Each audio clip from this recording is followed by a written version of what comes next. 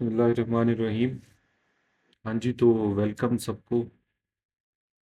काफ़ी टाइम से हम ये प्लेलिस्ट प्लान कर रहे थे, but due to my personal commitments हम इसको टाइमली नहीं स्टार्ट कर सके।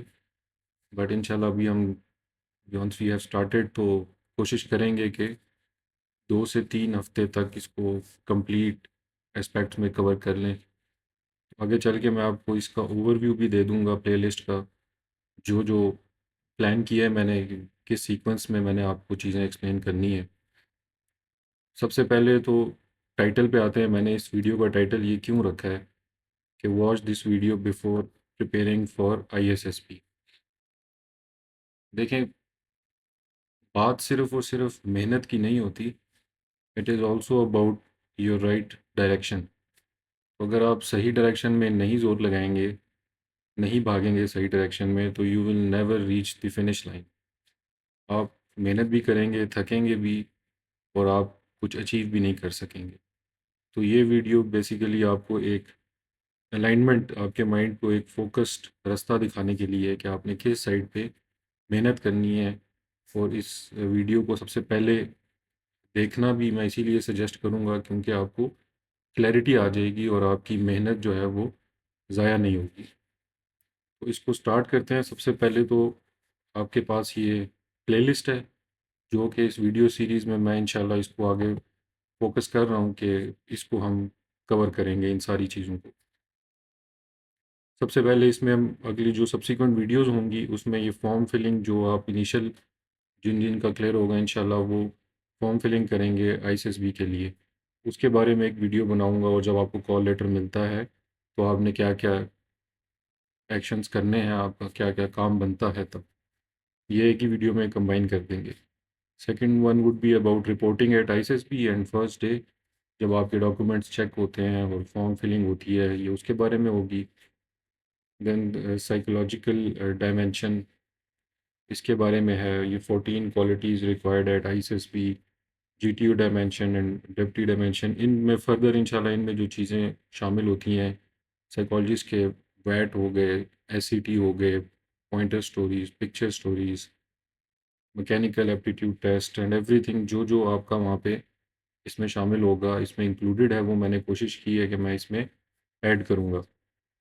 सब उसके बाद इम्पोर्टेंट जो रेड में है, डेफिनेटली उसमें ज़्यादा फोकस होगा। और उसके बाद ये इंटरव्यूज़ वाला पार्ट है, इसमें सारे इंटरव्यूज़ हैं, साइकोलॉजिस्ट के, डिप्टी के, किसी का अगर री इंटरव्यू होता है उसके बारे में बातचीत होगी, और थोड़ा डिटेल में जो है करने की कोशिश करेंगे। उसके बाद जनरल कंडक्ट आपका होगा एसएसबी का। टेस्ट के दौरान भी आपके फ्री टाइम में कैसे आपने वहाँ पे रहना है 4 दिनों में, उसके बारे में बातचीत कर लेंगे। Dos and don'ts at ISSB, ये उसी के लिंक में है, बट इसमें हम फर्दर जो है इसको डिटेल में स्टडी करेंगे। फिर आ जाता है misconceptions and myths about ISSB, जो कि बहुत कुछ फैला हुआ है, इंटरनेट भरा पड़ा है। आप भी कंफ्यूज हो जाएंगे कि एक वीडियो में ये कहा गया है, दूसरी वीडियो में उसके ऑपोजिट है, तो हम किसको माने किसको ना माने। तो ये बेसिकली एक बहुत बड़ी वजह भी है मेरे ये वीडियो सीरीज़ बनाने की, कि इंफॉर्मेशन का इतना क्लस्टर हो चुका है कि हम उसमें से जो है वो इतना ज़्यादा मटेरियल होने के बावजूद कंफ्यूज रहते हैं, और हम उसमें अपनी सही तरह से तैयारी नहीं कर सकते। तो this is one of my aim कि एक इन सारी चीज़ों को ना ज़रा एक स्ट्रक्चर वाइज कर लें सिक्वेंशली, ताकि आपको एक स्टार्ट लेने में आसानी हो। बाकी मेहनत आपकी अपनी होगी इंशाल्लाह। कोई भी जो है किसी के बिहाफ पे काम नहीं कर सकता, दुनिया का असूल है। अल्लाह ताला ने भी कह दिया है कि इंसान को वही कुछ मिलेगा जिसकी वो कोशिश करेगा। तो इसको हम जो है इसी तरह से हम आगे लेके चलेंगे। ये हमारी इंशाल्लाह टारगेट होगा कि हम अगले 2 से 3 हफ्तों में इन सब टॉपिक्स में इनको हम कवर करेंगे। इसके बाद सबसे ज़रूरी चीज़ जो आती है इस वीडियो में, पहला पॉइंट जो है वो है कि माइंडसेट आपका क्या चाहिए। आईएसएसबी में आप जा रहे हैं, तो आपका माइंडसेट जनरली क्या होना चाहिए। बहुत से इसमें लोग कहेंगे कि जी आप पॉजिटिव रहें, आप कॉन्फिडेंट रहें, आप बहादुरी दिखाएं, डिटर्मिन्ड हों, सारी चीज़ें अपनी जगह। But for me, if you ask from me कि जी क्या माइंडसेट के साथ आप जाएंगे आईएसएसबी में, तो three things: be realistical, be practical, and have a winner's mindset. तो ये मैं क्यों बात कर रहा हूँ, इसकी एक्सप्लेनेशन में फ़र्दर आपको मैं, एक बड़ा इंटरेस्टिंग सा कोट है ये। ही इज़ बेसिकली 4-5 हज़ार साल पहले का ये एक आर्मी का कमांडर है, सुन त्ज़ू। और इसकी एक बुक है आर्ट ऑफ वॉर, जो कि इतने हज़ारों साल बाद भी इतनी इम्पोर्टेंट है कि दुनिया की बहुत बड़ी बड़ी आर्मीज़ जो हैं वो अपने ऑफिसर्स को ये बुक पढ़ाती हैं और इनके इसके कॉन्सेप्ट जो हैं उसको लेके चलते हैं।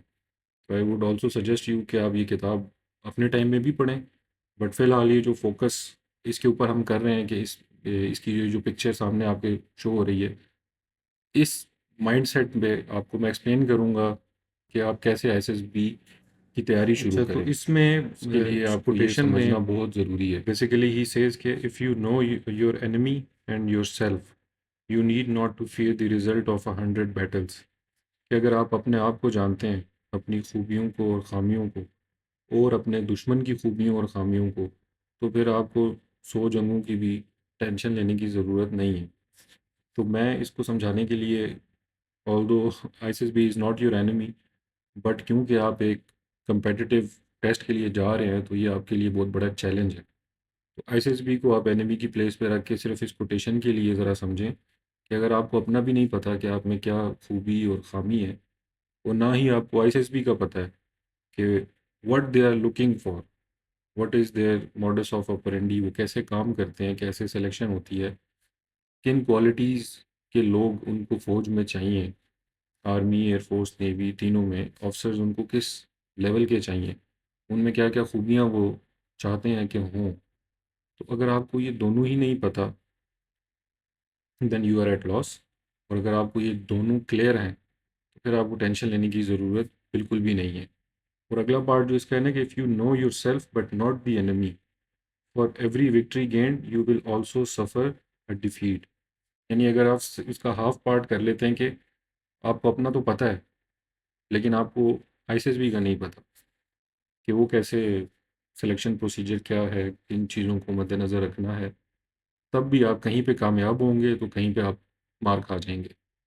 और लास्ट पार्ट इसका जो है, इट क्लियरली स्टेट्स कि if you no neither the enemy nor your self you will सकम इन एवरी बैटल। तो अगर आपको दोनों का ही नहीं पता, अपना भी और आईएसएसबी का भी नहीं पता, तो फिर आप शोर शॉट हर मैदान में आपको जो नाकामी का सामना करना पड़ेगा। तो ये माइंडसेट है बेसिकली जो आपने क्लैरिटी रखनी है अपने माइंड में। इट इज़ बेसिकली 3 पार्ट्स में आप डिवाइड कर लें। अगर आपको अपने आप के बारे में कंप्लीट इन्फॉर्मेशन है, जो कि होती होनी चाहिए हर बंदे को और होती भी है, इतनी अवेयरनेस अल्लाह ताला ने सबको दी है कि उनको अपने बारे में पता होता है, एक ज़मीर होता है, अंदर की आवाज़ होती है, इंसान अपने आप से झूठ नहीं बोल सकता। तो अगर आपको अपने बारे में मुकम्मल इन्फॉर्मेशन है, तो आप समझें कि 1/3 प्रिपरेशन आपकी हो गई है। अगर आपको एसएसबी के बारे में क्लैरिटी है, सारी चीज़ें जो मैंने बताई हैं, तो देन आपकी 2/3 प्रिपरेशन हो गई है, ऑलमोस्ट 65% कह लें।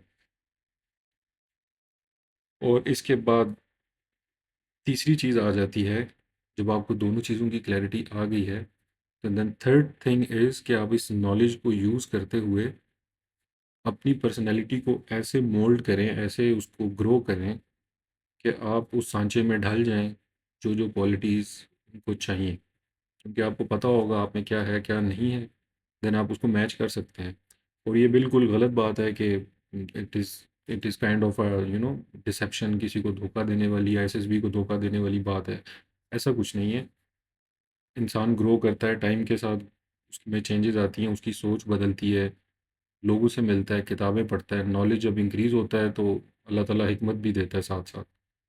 तो आपने यही काम करना है, आपने अपनी पर्सनैलिटी में वो सारी चीज़ें, इंशाल्लाह आगे वीडियोज़ में जो है हम उसके बारे में डिटेल में बात करेंगे। आपने वो सारी चीज़ें अपनी पर्सनैलिटी में इनकॉर्पोरेट करनी है, अगर तो नहीं है, और अगर हैं तो उनको मज़ीद पॉलिश करना है। तो इस ये 3 चीज़ें आप कर लेंगे, आप बिल्कुल एक जो है ना आपको हेड स्टार्ट मिल जाएगा। जो लोग औंधे, मतलब एक ब्लाइंड जो है ना हाथ पाँव मार रहे हैं, तैयारी कर रहे हैं, नो डाउट घंटे घंटे वो अपने दिन रात खपा रहे हैं, बट स्टिल उनसे आप ऑलरेडी रेस में आगे होंगे अगर आप इन 3 एस्पेक्ट्स को कवर कर लेंगे। तो this is the mindset which I am talking about mister sun tzu। इसकी इस कोटेशन को आप पल्ले से बांध लें, लिख के रख लें, और इसी के सब्सिक्वेंट मैं आपको एक टास्क भी दे रहा हूँ, पहला ही टास्क है आपका, that you have to write a 1 pager. एक पेज आपने पूरा अपने बारे में लिखना है कि आप में क्या-क्या खूबियाँ हैं, क्या-क्या ख़ामियाँ हैं। It can be anything. आपकी इंग्लिश कमज़ोर है, आप फिज़िकल फ़िटनेस आपकी नहीं है, या आपको बोलना चलना आता है, आप 5-10 लोगों में बैठ के बात कर सकते हैं। हर खूबी, हर ख़ामी जिस लेवल पे भी जाके आप समझते हैं, I want you to write, आप उसको लिखें और अपने पास सेव रखें। ये आपका पहला स्टेप है प्रिपरेशन स्टार्ट करने से भी पहले। प्रिपरेशन बाद में करेंगे, आपने सबसे पहले ये काम करना है that you have to write about yourself. एक पेज आप कंप्लीट फिल किया हो आपने, तसल्ली से अकेले बैठें, कोई डिस्टर्बेंस ना हो, सारी दुनिया को म्यूट कर दें, अब सराउंडिंग्स को बिल्कुल ऑफ कर दें, और इंट्रोस्पेक्ट अपने अंदर झांकें और अपनी खूबियाँ और खामियाँ निकाल के एक पेपर पे लिख लें। ये आपके करने वाला काम है। और आईएसएसबी में क्या है क्या नहीं है, दैट इंशाल्लाह I will tell you in detail आगे की वीडियोस में, but this is the thing which you have to do right now after watching this video. ठीक है, साथ जो है अभी इस वीडियो का जो लास्ट पार्ट है उसमें मैं कुछ मिथ्स जो हैं आईएसएसबी के बारे में जनरली, वैसे तो उसकी डिटेल वीडियो मैंने एक बनानी है, बट जस्ट फॉर स्टार्टिंग कुछ मिथ्स हैं जो आईएसएसबी के बारे में बने हुए हैं, वो मैं आपसे शेयर करूँगा। और कुछ चीज़ें हैं जो शायद आपने पहले सुनी होंगी, देखी होंगी, मैं चाहता हूँ कि आप उनको एक दफ़ा अनलर्न कर लें, अपने ज़हन से उन चीज़ों को निकाल दें, तब हम आगे इसकी प्रिपरेशन स्टार्ट कर सकते हैं। बहुत से एसएसबी के मिथ्स हैं। सबसे पहले तो आज हैं जो हमारे कौमी मसला है, ये जी सिफारिश कि आर्मी ऑफिसर्स के या एयरफोर्स नेवी इनके जो ऑफिसर्स हैं उनके बच्चे ही सेलेक्ट होते हैं। ये बहुत बड़ा मिथ भी है, मिसकंसेप्शन भी है, और एक तरह से नाइंसाफ़ी है ऐसा समझना, क्योंकि बहुत से आर्मी ऑफिसर्स के बच्चे, एयरफोर्स ऑफिसर्स के बच्चे नॉट रिकमेंड होते हैं। बहुत से तो इवन इनिशियल भी क्लियर नहीं कर पाते। तो सिफारिश तो आईएसएसबी में बिल्कुल भी नहीं चलती। It can not, it can not happen कि आप जो है ना बिल्कुल नीवे नीवे होके आप समझेंगे आप चले जाएंगे किसी के कहने पे, आप जो है ना you will be inducted into the forces. It is highly unlikely. ठीक है, सिफारिश की कोई जगह नहीं है, ना ही चल सकती है, बिकॉज़ बहुत से मल्टी प्रॉन्ग जो है सिलेक्शन प्रोसीजर है, एक बंदे की करवा लेंगे, 2 की करवा लेंगे, कहीं न कहीं फँस जाएँगे। तो ये इट इज़ नॉट पॉसिबल कि ऐसे हो जाए। तो ये बात अपने माइंड से निकाल दें कि जी सिफारिश वाला कोई मामला है, या इस तरह डिमोटिवेट होने की, पहले से हार मानने की कोई ज़रूरत नहीं है। दूसरी चीज़ जो मिसकंसेप्शन है कि नंबर्स के हवाले से, कि बहुत ज़्यादा नंबर वाले भी नहीं होते, बहुत कम वाले भी नहीं होते। It is irrelevant. आपके एफएससी मैट्रिक के मार्क्स की वेटेज है, बिल्कुल है, बट उसकी वेटेज आईएसएसबी के कंपैरिजन में, उसकी जो टेस्ट्स हैं वहाँ के, उसके कंपैरिजन में बहुत कम है।